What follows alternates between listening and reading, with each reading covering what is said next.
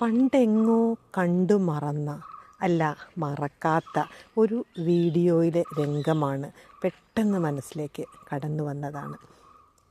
ഒരു ഭർത്താവും ഭാര്യയും അവരൊരു വിനോദയാത്ര പോകുന്നു. ഇടയ്ക്ക് ഒരു ചായക്കട കണ്ടു. അവിടെ കയറി. ബെഞ്ചും ഡെസ്കും ഇട്ടിട്ടുണ്ട്. ബെഞ്ചിൽ രണ്ടുപേരും ഇരുന്നു.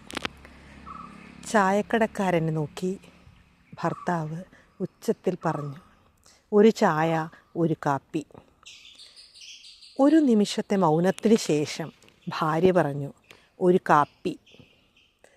ഭാര്യയെ ഒന്ന് നോക്കിയതിന് ശേഷം ഒരു ചെറുപുഞ്ചിരിയോടെ ഭർത്താവ് തിരുത്തി പറഞ്ഞു, ഒരു ചായ, ഒരു കാപ്പി.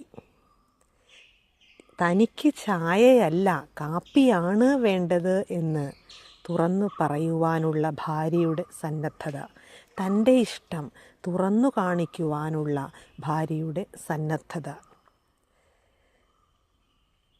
ഞാൻ ഭർത്താവാണ്, ഞാൻ കുടിക്കുന്ന ചായ തന്നെ നീ കുടിച്ചാൽ മതി എന്ന് ശഠിക്കാതെ ഭാര്യയുടെ ഇഷ്ടം മനസ്സിലാക്കിയപ്പോൾ തിരുത്തി പറയുവാനുള്ള ഭർത്താവിൻ്റെ സന്നദ്ധത.